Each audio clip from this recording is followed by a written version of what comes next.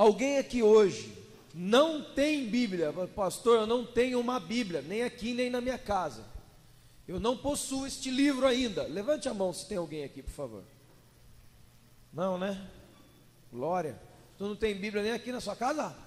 Ah, mistério. Olha lá, ó. Aquela grandona verde. Tem aquela verde ainda não? NVI? Tem essa aí? Não tem daquela outra NVI, daquela grande? Lá no fundo, vê? Tem ali um para o querido ali. Se tiver daquela NVI grande, amém?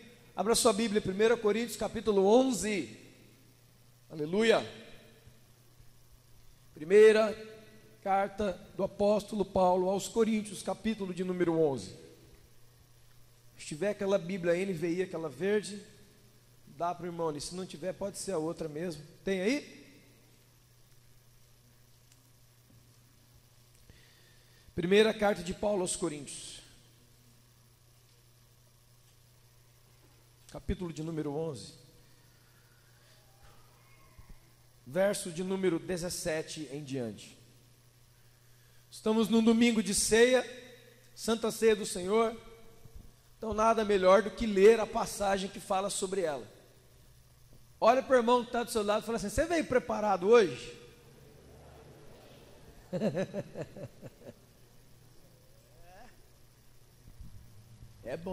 É bom que tenha vindo.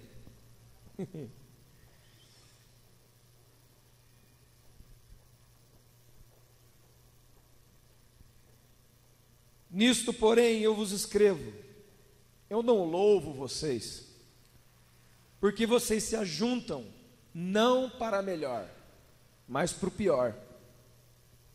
Porque antes de tudo, eu estou informado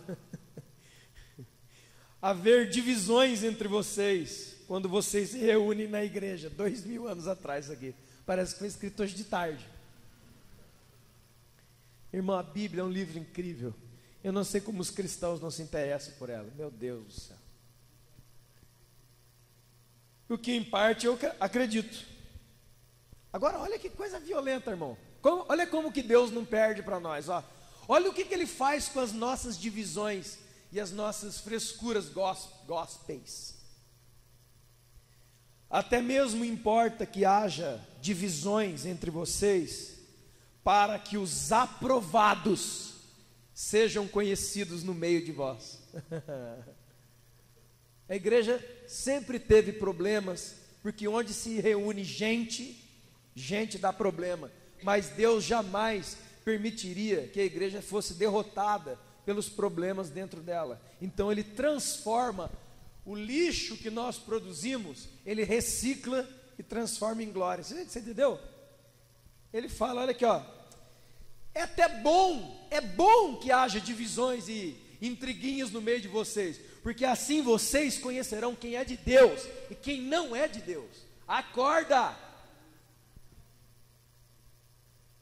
Porque quando vocês se reúnem no mesmo lugar, não é a ceia do Senhor que vocês comem. O que está dizendo aqui? Tem muita gente se reunindo, tomando a própria ceia. Não é a ceia do Senhor. Ele está tomando a ceia dele. Qual que é a ceia dele? É a ceia segundo o entendimento dele, a vida dele, o achismo dele. Não é a ceia que o Senhor deu. É uma ceia que ele idealiza e toma. Amém? Porque quando vocês comem, olha lá, cada um toma antecipadamente a sua própria ceia, e há quem tenha fome, ao passo que também quem se embriague. Incrível, né? Vocês não têm casa para comer e beber? Vocês menosprezam a igreja de Deus e envergonham aqueles que não têm nada? O que eu direi de vocês? Louvarei vocês? Certamente não. Porque aquilo que eu, agora sim, agora é a ceia do Senhor. Porque aquilo que eu recebi do Senhor, também entreguei a vocês. Que o Senhor Jesus, na noite em que foi traído, tomou o pão, tendo dado graças, o partiu e disse: este é o meu corpo que é dado por vós, façam isso em memória de mim. Semelhante modo, depois de haver ceado, tomou também o cálice, dizendo: este cálice é a nova aliança no meu sangue. Façam isso todas as vezes que vocês beberem em memória de mim. Por que será que Jesus ensinou que a Santa Ceia é em memória de Jesus? Porque ele sabia que no correr dos séculos vindouros, até o dia de hoje, muita gente na igreja se esquece que Jesus está vivo e que Jesus vai voltar, e que Jesus está aqui hoje. Porque todas as vezes que vocês comem o pão e bebem o cálice, anunciam a morte do Senhor, vírgula, até o quê? Até que Ele venha. Diz, Maranata. Vem, Senhor Jesus. Olha para o seu irmão e falou: ei, irmão, não esquece não, Ele vem. Por isso, aquele que comer do pão e beber do cálice, indignamente, será réu do corpo e do sangue do Senhor. Examine-se, pois, o homem a si mesmo, e assim coma do pão e beba do cálice. Pois quem come e bebe sem discernir o corpo, come e bebe juízo para si. Agora, irmão, presta atenção, ó. Olha o segredão revelado aqui, ó. Olha o segredão, ó. É por causa disto que tem muita gente doente e morta espiritualmente no meio da igreja. Amém? Pode se sentar, por favor, em nome de Jesus. Minha voz hoje não está aquela de cantor, que vocês conhecem. Não, ninguém dá amém, né? É fogo. Vou embora, estou magoado.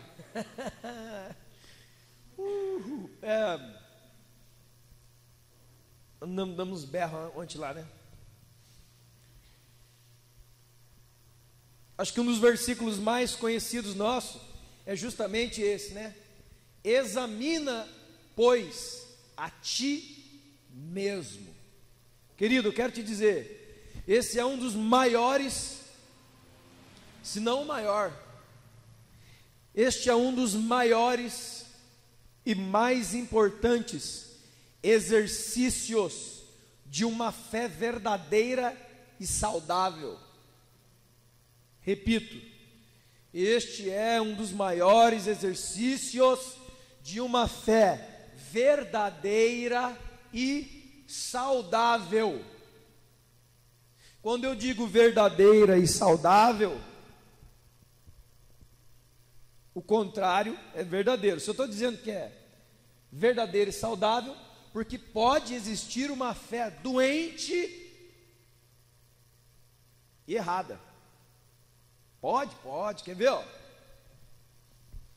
A fé, como diz em Hebreus 11, é centralizada na pessoa de quem? Gente, a fé é em quem, irmão? Deus. A fé é... Você consegue abrir a sua boca e falar o nome Jesus? Não, obrigado, pensei que eu estava pregando num cemitério. A fé verdadeira é centralizada na pessoa de... Essa é a fé verdadeira. Toda fé cujo centro não é a pessoa, obra e mensagem de Jesus é falsa. Então nós podemos ter uma fé falsa. A fé verdadeira produz obras. Tiago, capítulo 2, amém? Fé sem obra. E Tiago coloca o dedo na ferida, fala assim, ó: fé sem obras é morta. Uma fé como essa não salva ninguém. Acorda, hein?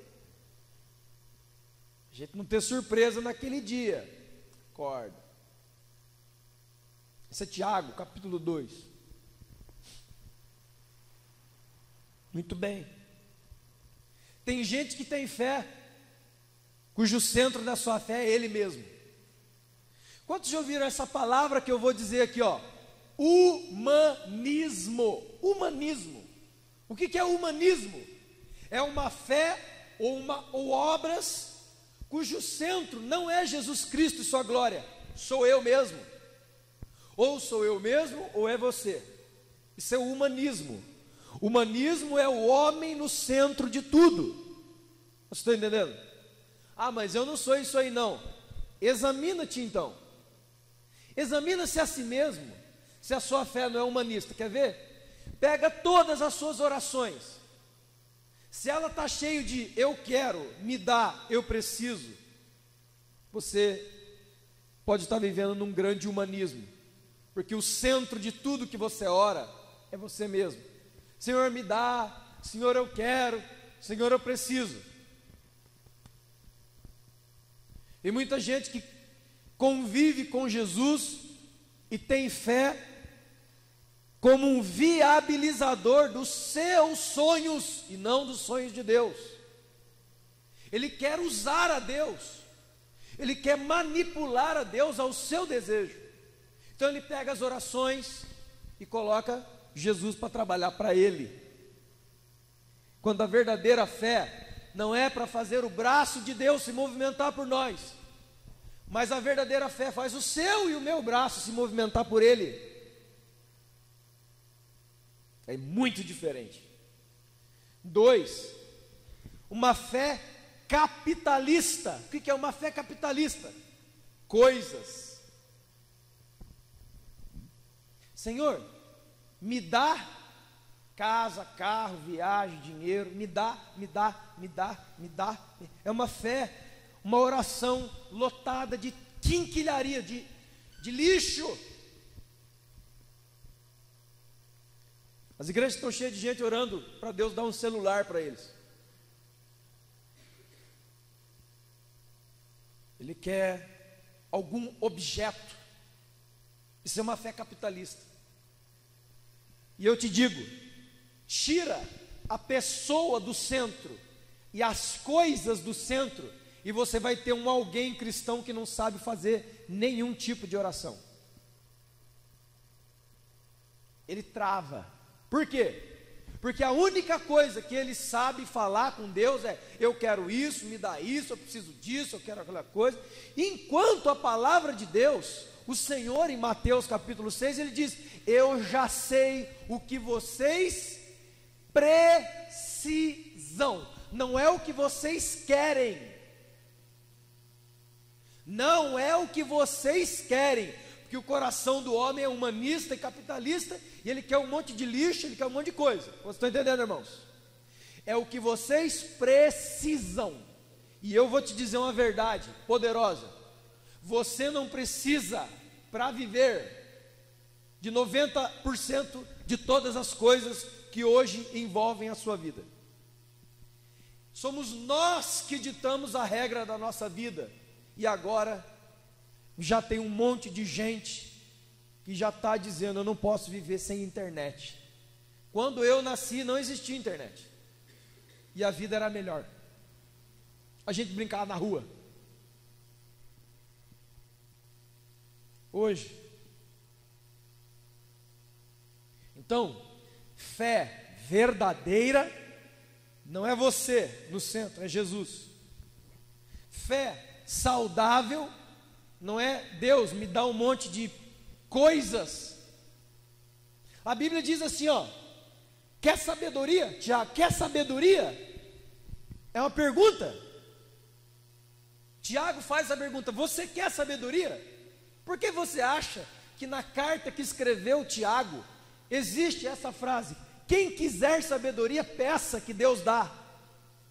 Porque desde aquela época e até hoje, ninguém ora por isso. Ninguém é muita coisa, mas assim, 90% de todos os crentes, de todas as orações que ele fez em 2015, umas 2 ou 3, não existe: Senhor, me dá sabedoria do céu, me dá um fragmento do seu conhecimento para eu mudar, para eu viver, e para eu demonstrar o Senhor. Não, não tem. A Bíblia diz em 1 Coríntios 12, sobre dons espirituais, que nós devemos pedir, Coríntios 12, 13, 14, que nós devemos pedir e buscar com cuidado os melhores dons. Quem é que está buscando dons aí? Quem é que tem ocupado o seu tempo de oração, se é que existe, pedindo a Deus dons espirituais, não para se mostrar, não para ficar andando aqui dentro igual um pavão espiritual, mas para que o doente seja curado? Por que nós não oramos por dons espirituais? Porque eu quero que você se lasque se você está doente. E aí montamos uma plateia cada vez melhor, olhando para um cara com microfone e falando: mano, tudo isso que você está falando é você que tem que fazer, eu não, então você não é cristão, eu vou para o céu, você não. Quer continuar assim? Beleza? Quer continuar que eu devo fazer tudo e você não deve fazer nada? Tchau, porque quando a trombeta tocar, você fica e eu vou. Pense nisso, irmão. A responsabilidade de ser cristão não é do líder da igreja, é de todos os cristãos, amém? Todos evangelizam, todos oram, todos amam, todos perdoam, todos fazem tudo. E aí o apóstolo Paulo fala: examina você. Você se olha, você olha para você mesmo quantas vezes? Eu olho para mim mesmo todo dia. Onde? Na frente do espelho. Tiago capítulo 1 diz isso, que esse homem, ele contempla, o homem natural, ele contempla o seu rosto no espelho, e saindo dali, logo esquece de como é o seu rosto. O que está falando? Que aquela olhadela no espelho, rapidinho você esquece do seu rosto. E inclusive, quando você e eu olhamos no espelho de manhã, tarde à noite para vir para o culto, não é para buscar as suas imperfeições, é para maquiar e disfarçar as suas imperfeições. Estou certo ou estou errado? Por que nós olhamos no espelho? Não é para nos vermos no espelho, é para vermos como é que os outros vão nos ver. Está entendendo, irmão? Quem olha no espelho, o espelho normal, ele não está buscando olhar para si mesmo, ele está vendo uma imagem, e ele vai arrumar o cabelo, ele vai arrumar a pele, ele vai se arrumar, não porque ele vê nele falha, mas ele quer se consertar diante do olhar dos outros. Por que nós arrumamos o nosso cabelo bonitinho? Porque se alguém vê ele bagunçado, alguém vai falar: seu cabelo está bagunçado. Está entendendo, irmãos? Alguém vai dizer: você não lavou o rosto, sua boca está suja. Alguém, nós mudamos as nossas aparências no espelho para apresentarmos para alguém. Não tem nada a ver conosco mesmo.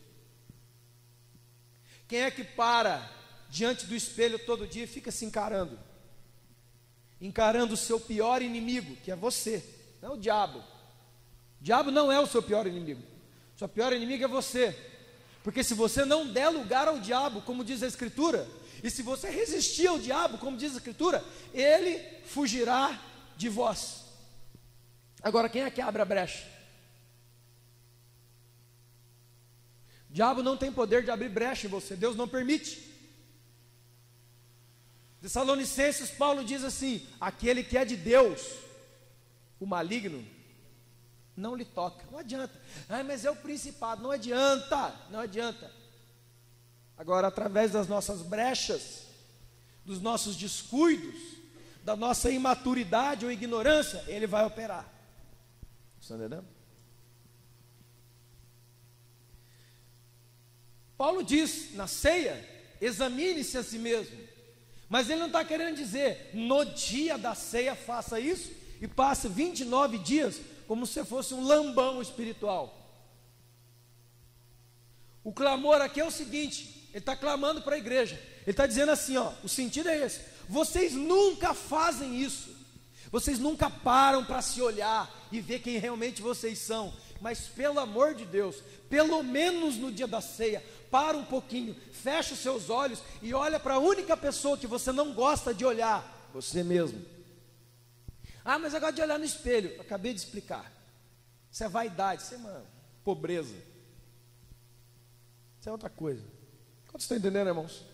Você está compreendendo? Porque pode salvar a sua vida. Agora, para a gente começar, Romanos capítulo 2. Agora vai ficar gostoso, irmão. Romanos 2. Abre a Bíblia aí. Bíblia. Blá, blá, blá, blá. Parece oração em língua, né? Tem uns caras, irmão, meu Deus.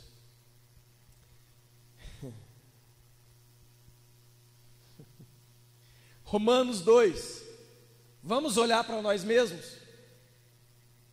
Olha só, irmão. Quando nós estamos aqui no culto, congregados aqui nesse prédio, vem o líder de adoração, vem o irmão que vai orar, vem o pastor, vem quem quer que seja, e ele fala assim: irmãos, vamos orar agora, vamos fechar os nossos olhos. Tem gente que fica bravo, ele não quer fechar o olho, ele quer ficar aberto. Tudo bem, irmão, não tem problema. Fechar os olhos na igreja não é um segredinho, um truque, não.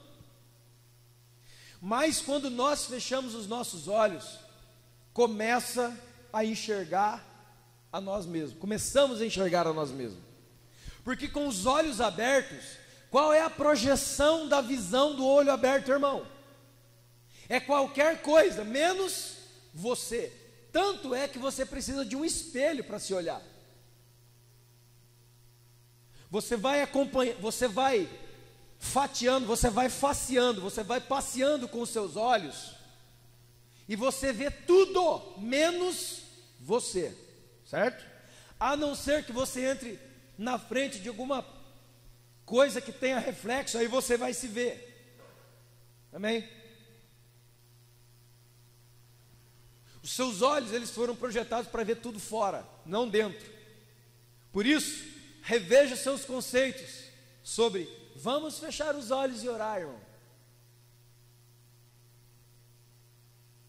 Tanto é verdade que pouca gente, muitíssimo pouca gente, consegue orar de fato com os olhos abertos. Por quê? Porque ele fica olhando o movimento.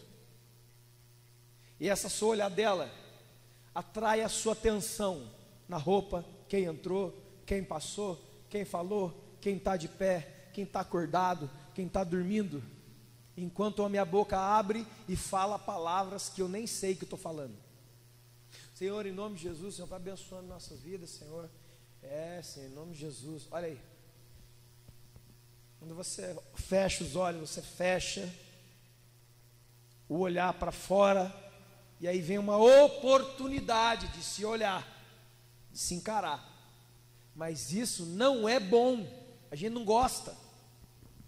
Por quê? Romanos capítulo 2. Eu trouxe duas Bíblias hoje, eu vou ler Romanos 2 aqui na minha Bíblia que eu gosto, e depois nessa Bíblia que eu já recomendei que todos aqueles que puderem comprar, comprem a Bíblia, A Mensagem, de Eugene Peterson. Compre essa Bíblia. Eu não consigo ler a Bíblia, pastor, não entendo nada. Compra essa aqui, é essa aqui, A Mensagem. Mas compra para ler, amém, irmão? A gente que compra um monte de Bíblia de estudo, não lê nada, não adianta. Eu vou ler na sua e na minha tradução, e depois eu vou ler na linguagem contemporânea da Bíblia, A Mensagem. Você vai ver a bomba. Vamos lá, Romanos 2. Vamos nos olhar no espelho um pouquinho. Romanos 2:1. Portanto, você é indesculpável quando julgas quem quer que seja, porque quando você julga o outro, condena a si mesmo. Por quê? Porque você condena no outro as coisas que você faz. Por quê? Porque eu estou olhando para o outro. Olha o poder, irmão.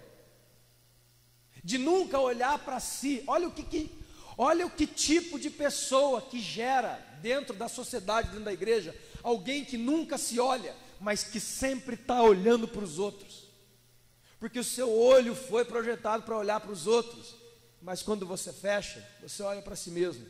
Por isso que a igreja, a sociedade, as famílias estão cheias de monstrinhos sociais. O que é um monstrinho social? Pessoas intragáveis, malignas, maldosas, maledicentes no meio da igreja. Pessoa que não muda nunca. Pessoa que não muda o jeito. Eu converso, essa eu gosto. Eu converso com Jesus todo dia. Eu converso com Jesus todo dia, mas eu não aprendi a conversar com o meu semelhante como eu converso com Jesus, Jesus conversa comigo. Tem duas coisas aqui: ou a pessoa que está encontrando no seu quarto é um demônio, ou você está mentindo. Como na Bíblia, eu tenho encontros diários com Jesus e não mudo. Que Jesus que é esse? Jesus fala de prostituta, de cobrador, de fariseu, de Zaqueu, que era ladrão. Jesus sentou na mesa de Zaqueu, não falou nada, o Zaqueu já foi se entregando. Olha, eu quero falar uma coisa aqui. Jesus não tinha dado mensagem nenhuma. Eu quero falar uma coisa, eu quero me entregar, cara. Eu quero me entregar, eu estou roubando, eu vou devolver, eu quero restituir. A presença de Jesus muda as pessoas, irmão. A presença de Jesus muda você. Não vem com essas conversas não, que há 60 anos eu sou uma pessoa ruim. Então das duas uma, pode ter um demônio conversando com você dentro do seu quarto, ou simplesmente não é ninguém. Você fala com o seu próprio coração. Tem um livro de um escritor que eu gosto muito, chamado John Bevere, chamado Assim Diz o Senhor. Tem um capítulo lá fantástico, que diz assim, falando aos ídolos do coração. Como que nós, é incrível, irmão, se você puder, compre esse livro. Como que nós na igreja, de joelhos, em oração, podemos estar falando conosco mesmo e não com Deus? Eu estou orando dentro de mim mesmo e não com Deus. Como é que eu sei isso aí? Você está mudando. Você está se transformando de fé em fé, em glória, na imagem do Filho pelo Espírito? Não! Já te dei a sua resposta. Porque senão, a igreja vai enchendo de gente intragável, intolerante, maldosa, maledicente, e ninguém sabe por quê. Porque nós podemos ter experiências eclesiásticas lindas. Olha, eu troquei de igreja, agora eu estou nessa. Nossa, olha, ar-condicionado central, estofados, telões de LED. Meu Deus, cara, é muito legal, meu. Olha, as pessoas vão cantando e elas fazem isso, fazem aquilo. E o cara faz um negócio, é tão gostoso. Falando ao ídolo do meu. Cadê o confronto? Que Deus é esse que não cumpre em si mesmo Hebreus 12, você é meu filho? Você é meu filho? Então com açoites eu vou te colocar no caminho. Ai, que coisa feia, isso não é Deus não. Não, esse é o verdadeiro Deus. Porque nós precisamos de correção, gente. Eu preciso ser corrigido. Eu sou gente, Ele é Deus. Como que eu vou conviver? O imperfeito na presença do perfeito e nada muda no imperfeito? Como que é isso? Olha o Paulo. Bem sabemos que o juízo de Deus é segundo a verdade do que praticam tais coisas.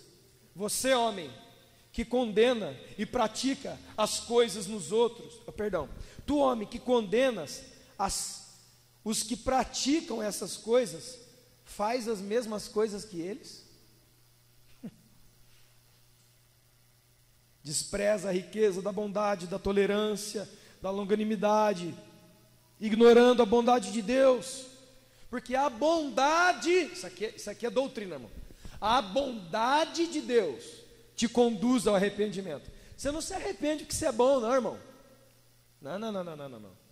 Até para se arrepender, Ou o Espírito de Deus te conduz, ou você não vai.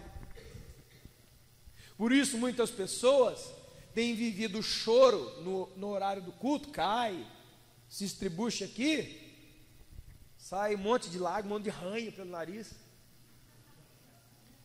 A pessoa levanta, parece a cara que tem uma teia de aranha na cara dela. Aí alguém olha assim, nossa, Deus pegou essa aí. Não. Não necessariamente. Pode ter, mas não necessariamente. A carta aos Hebreus possui uma passagem, irmão, fantástica, a respeito de Esaú. E a Bíblia nos ensina para todos nós: não haja no meio de ti nenhum impuro, nem profano, como foi Esaú, que por troca de um pratinho de comida, vendeu a bênção de Deus que estava sobre ele, e depois, com lágrimas, tentando achar lugar de arrependimento, não encontrou. Por quê? Primeiro, se o Espírito de Deus não te leva ao arrependimento, você não acorda. Você acha que não é você. Você acha que você está certo, que você é o bom, que você é o cara. O que Jesus falou sobre o Espírito Santo? E quando ele vier, vos convencerá do pecado, da justiça e do juízo. Isso não é só no ato da conversão, é a todo. Quem vive com o Espírito Santo, ele vive em constante arrependimento. Mas não é porque ele, olha, queimou uma luz, vamos nos arrepender. Vamos nos arrepender, queimou a luz. Atropelaram um gato lá na Dutra, nós vamos arrepender. Não é isso, não. É o Espírito Santo conduzindo você para dentro de você mesmo. Porque é lá que está o bicho. Você está entendendo, irmãos? Pedrada, né? Ele vai continuar aqui, ó. Mas, segundo a dureza do seu coração, você acumula contra você mesmo ira para o dia da ira de Deus, que vai retribuir a cada um segundo o seu procedimento. Vida eterna aos que perseveram em fazer o bem, procuram glória, honra e incorruptibilidade. Você entendeu, irmão? Vira e mexe alguém. Vai ser, é para fazer tatuagem? Pode, faz essa. Escreve isso aqui, ó, na testa. Aqui, ó. Irmão, para quem é a vida eterna? Você sabe ler? Você é alfabetizado em nome de Jesus? Se não for, nós vamos ter a classe de lê aqui, querido, olha lá. A vida eterna aos que perseveram em fazer o bem. Não é tentar fazer o bem, não deu para fazer o bem. Eu tentei, Deus, você sabe, vai embora. Tomou porta na cara? Volta de novo. É perseverar em fazer o bem. Porque para fazer o bem tem que perseverar, irmão. A gente toma muita porta na cara, a gente toma muito não, a gente se decepciona e a gente fica triste. Aí eu falo para você hoje, Tatite, eu tô triste com o irmão. Persevere. Parece aquele um, né?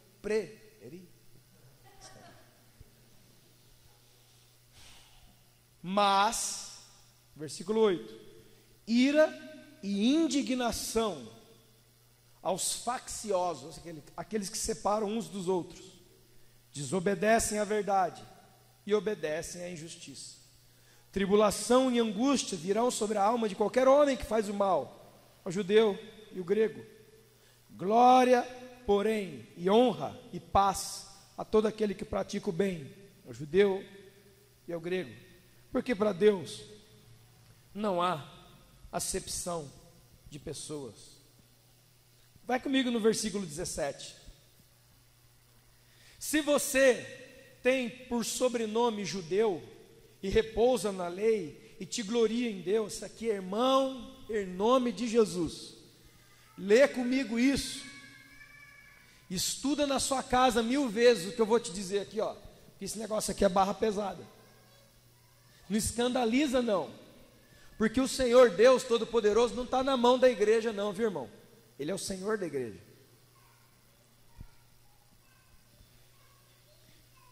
Então eu vou mudar aqui, porque Paulo usa a questão do judeu.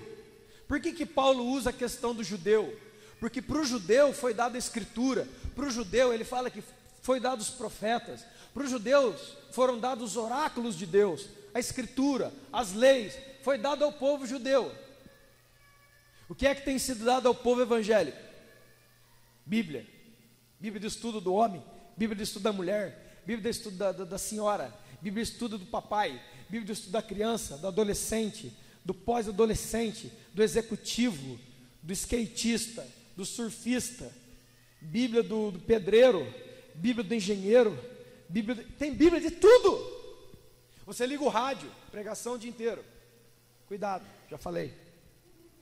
Você liga a televisão, um monte de gente falando. Você vai à livraria, temos livrarias cheias de livros, todos os assuntos. Então vou trocar aqui, ó. Se você tem um sobrenome judeu, ou seja, se você é evangélico, crente, repousa na Bíblia e te gloria porque você é um crente, você fala que você conhece a vontade de Deus, aprova coisas espirituais porque você é instruído na palavra, você acredita, meu Deus, cara, você acredita de ti mesmo, que você é um guia para aqueles que estão cegos, você é luz nesse mundo, você é um instrutor e todo mundo é ignorante, você é um mestre e todo mundo é criança perto de você. Tendo na lei e na palavra de Deus forma e sabedoria de verdade. Agora é a voadora do Van Damme. Lembra do Van Damme? Tá velho já, né, o Van Damme? O Van Damme tinha um filme, irmão. A única coisa que ele fazia é dar aquela voadora dele. É só aquilo. Agora que vem a sapatada de Deus. Olha aqui. Deus está falando, olha, você é evangélico, né? Você tem Bíblias, várias Bíblias, você vem no culto, você canta as músicas, você tem a camiseta, você participa de orações, você fala que todo mundo está errado, você acha que você é o salvador de Pinda, é o melhor crente da igreja, é o melhor pregador do vale, você é o cara, você está apavorando, você sempre tem a última palavra, você tem uma revelação, e todo mundo é criança perto de você, eu sou inteligente, todo mundo aqui é bobinho, como eu sei da Bíblia, e esses coitadinhos que estão aqui não sabem de nada. Verso 21.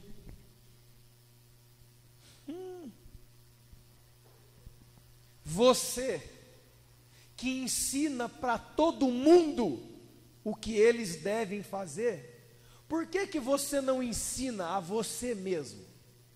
Cara, essa é a voadora do Van Damme. Isso aqui é você, sabia, né? Não pensa que eu estou falando do seu vizinho, eu estou falando de você. É você e sou eu. É todo mundo que está aqui. Nós poderíamos fazer um culto dos olhos vendados, né? Para ninguém ficar olhando para ninguém. Todo mundo de venda no olho, olhando única e exclusivamente para si mesmo. É o que o Paulo está falando. Você que prega para os outros não roubar, você rouba. Você que prega contra o adultério, comete. Você que fala dos ídolos e da idolatria, é idólatra. Você que fala tanto da Bíblia para os outros, vive desonrando a Escritura por aí.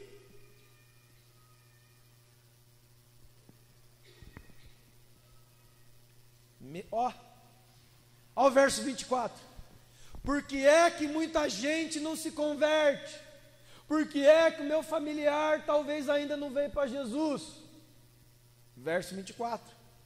Porque o nome santo de Deus é envergonhado no meio dos não cristãos por causa de quem?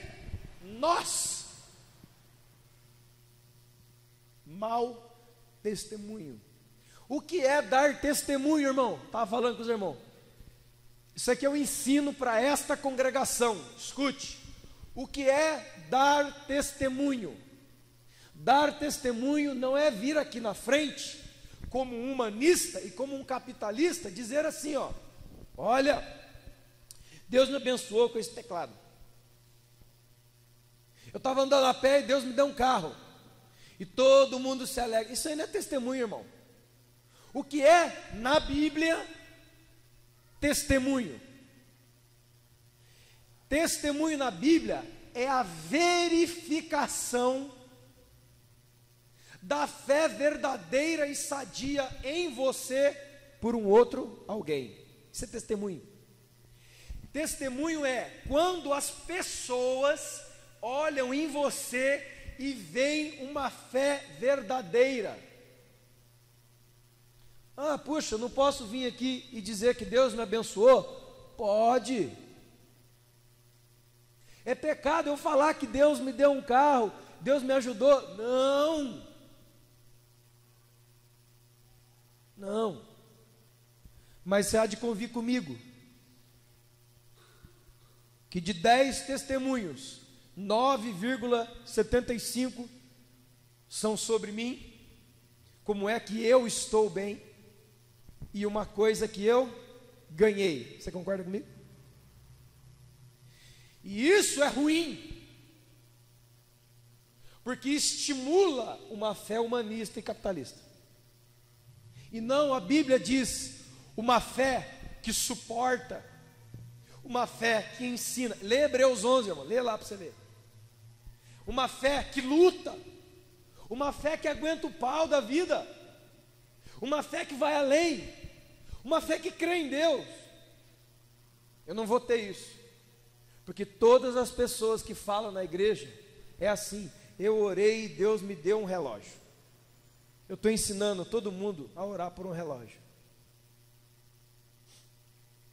Repito, Deus conhece nosso coração, sabe que nós somos pó. Não é errado você pedir pelo seu filho, não, pela sua filha, pela sua casa. Não é errado você falar a Deus sobre as suas necessidades, que seja de comida, de roupa. Não é isso que eu estou dizendo. Eu estou falando um coração dominado, uma oração que não tem mais nada. Quantos estão entendendo? Uma oração pobre. E aí você vai entender, porque Jesus em Mateus capítulo 6 diz assim, ó, e quando vocês orarem, não usem de vãs repetições, pensando que pelo muito falar é que vocês serão ouvidos. O que é essa oração, irmão? O que é a oração da vã repetição? A oração da vã repetição é toda a oração que eu faço e faço e faço e faço de novo, e vou fazer sempre, porque a primeira oração que eu fiz, eu não acreditei que eu recebi. Por isso no outro dia, eu tenho que orar a mesma coisa de novo. É por isso que ela é vã e repetitiva, porque se na minha primeira oração, como diz a Escritura, terminando ela, eu não dou graças a Deus como alguém que recebeu, ainda que os olhos não veem, a próxima do outro dia já é uma oração sem fé, é uma oração vã, é uma oração que não tem valor. Por quê? Porque você fez a mesma, um dia anterior, e quando você terminou, você não creu que você recebeu.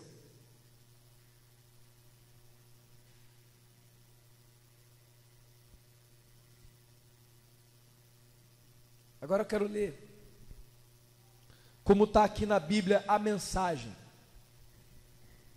Escute, se você tem, use, se você não tem essa Bíblia, compre essa Bíblia aqui, vai te ajudar muito.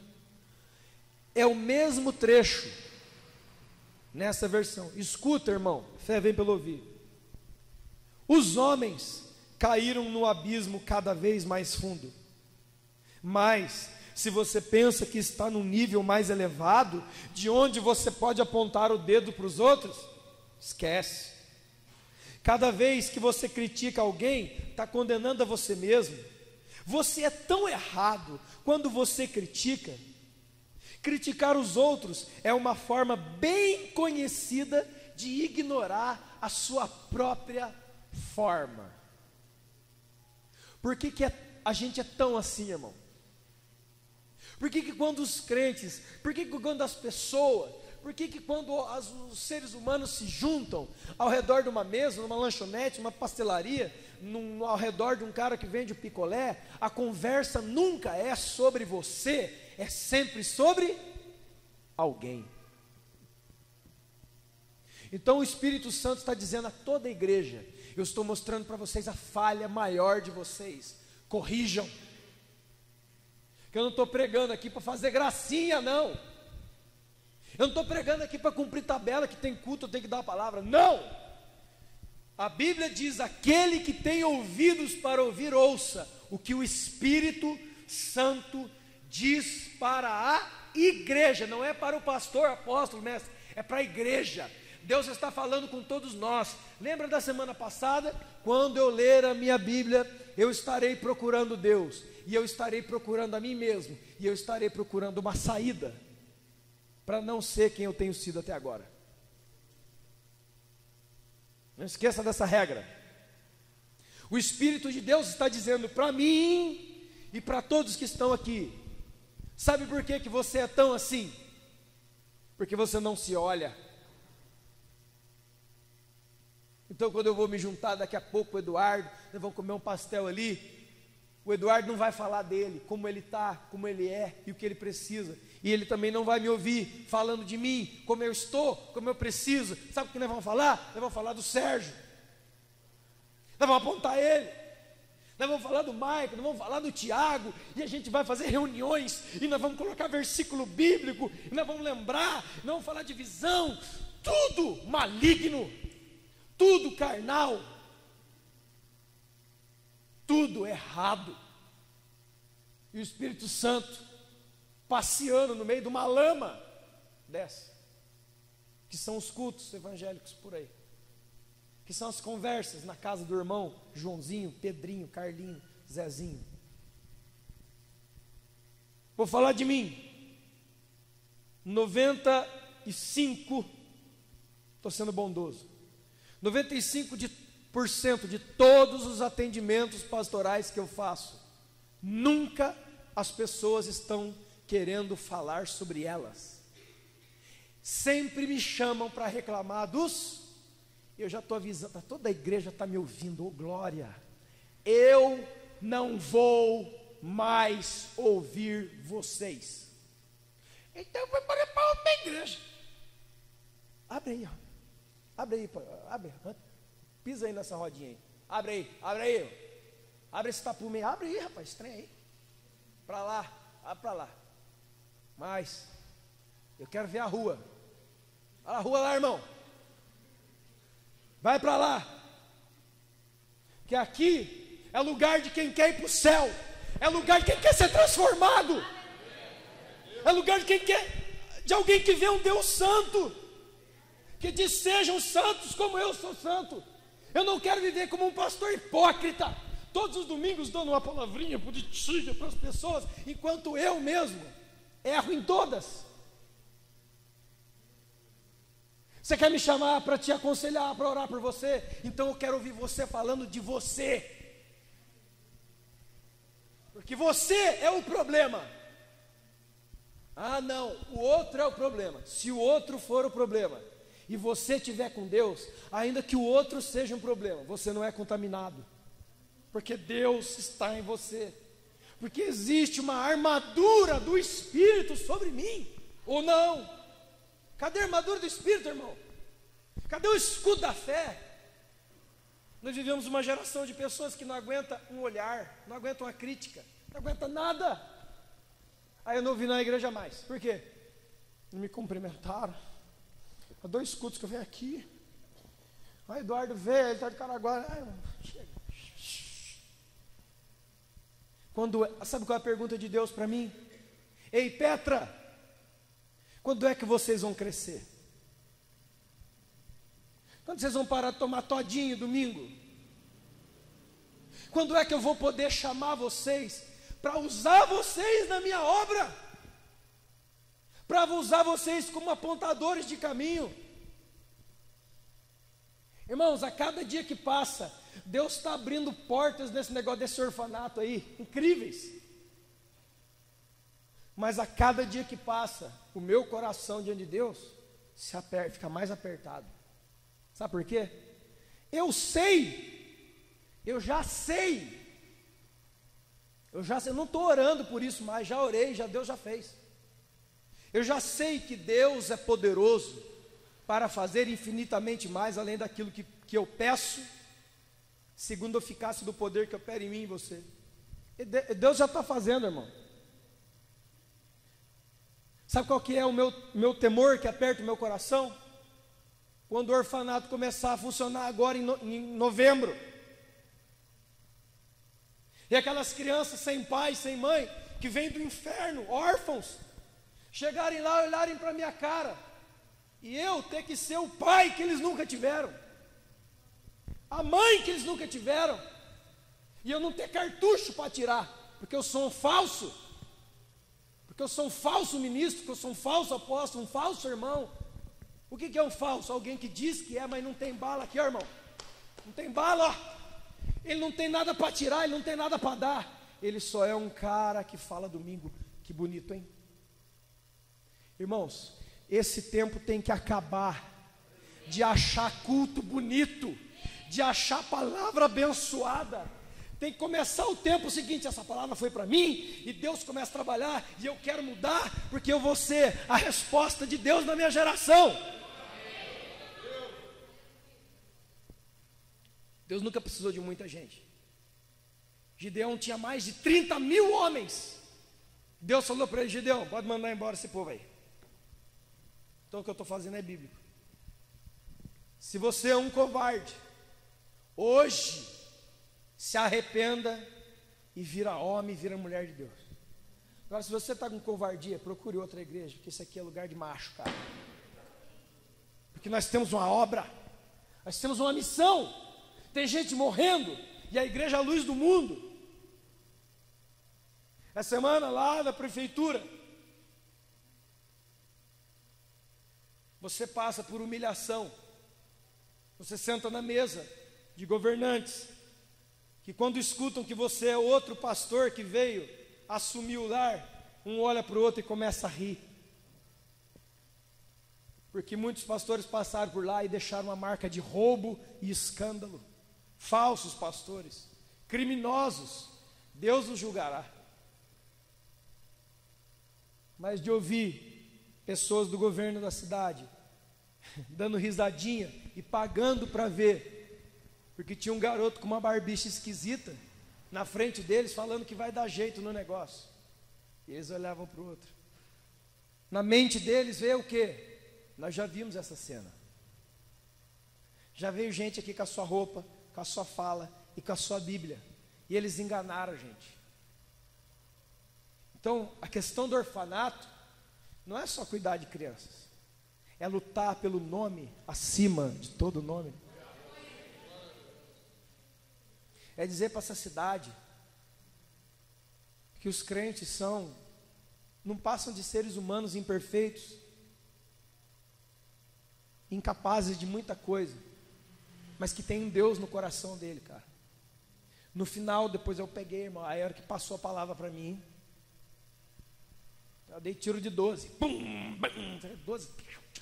Aí no final a mulher falou assim: bom, eu vejo uma diferença em você. Aí aquele dia valeu para mim, irmão. Que diferença?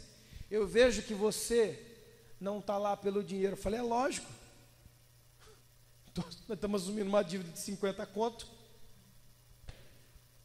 para liquidar.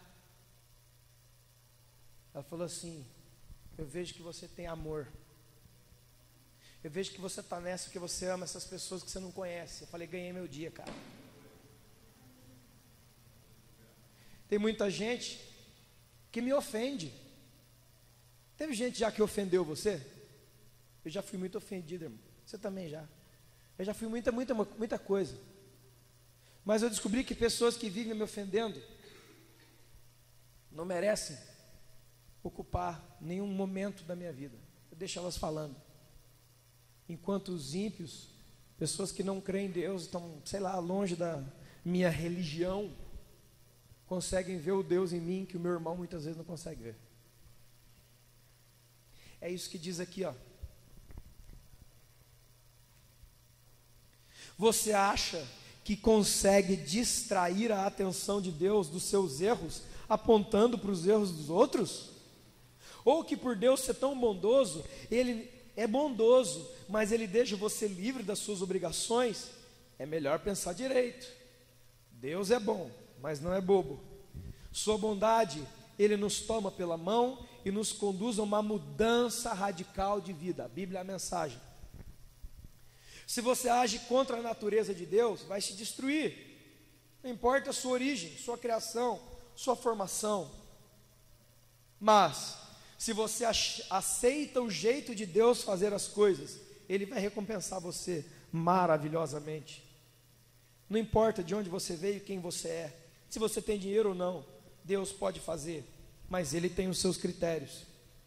Se você peca sem saber, Deus leva isso em consideração. Mas se você peca de modo consciente, a história é outra. E todo mundo que está aqui peca sabendo que está pecando. Você olha para lá, eu vou fazer assim mesmo. É? Esperto. O mero ato de ouvir a Deus é perda de tempo, se você não faz o que Ele manda. Repito, o mero ato de ouvir a palavra de Deus é inútil, se você não faz o que Ele manda. Praticar, não apenas ouvir, é o que faz diferença para Deus. Se alguém que não conhece Deus, não conhece a palavra de Deus, consegue segui-la mais do que você, ele vai julgar você. Irmão, como diz um pastor muito famoso, quem daqui não conhece alguém que nunca pisou numa igreja, mas ele é mais crente do que os caras que estão do seu lado? Ele é mais justo, ele é mais bondoso, ele é mais cordato, ele é mais gentil, ele ama o próximo, nunca pisou numa igreja. Você conhece gente assim? Agora você também conhece crente que vive aqui dentro, não conhece? E a língua dele, como diz Tiago 2, é veneno mortífero. Por causa disso abandonarei a igreja? Não, Deus separa o joio do trigo. Olha para o seu irmão, fala assim: ei, você, seja trigo.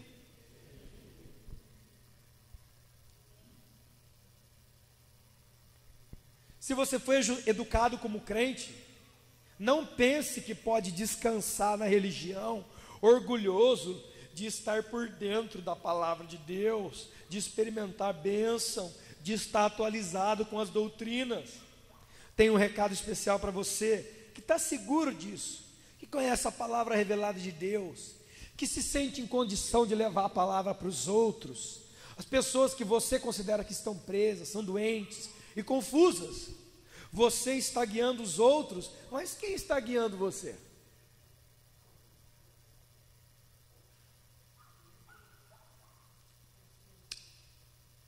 Falo sério. Enquanto você prega não rouba, você rouba. Afinal, essa aqui é linda, irmão. Por que é que os fariseus, a gente falsa, faz isso? Porque quanto mais eu prego e não vivo o que eu estou pregando, não trabalho para viver. Irmão, viver o que prega, presta um pouquinho só. Viver o que se prega não é viver escravo de capricho dos outros que não entendem a palavra. Não é.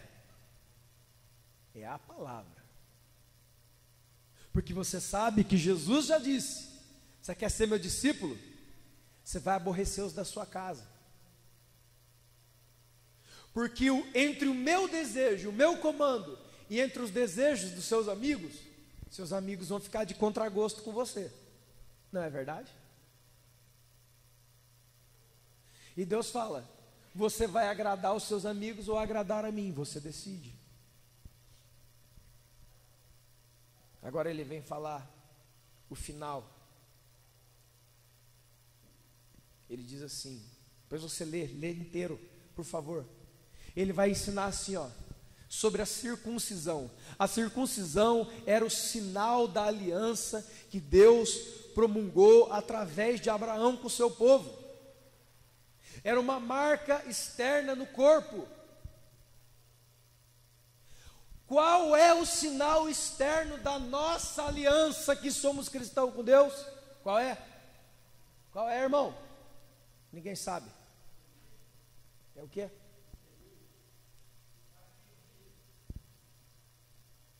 Como a circuncisão é para o judeu, o batismo nas águas é para o cristão. Todo mundo batizado? Sabe o que Paulo fala?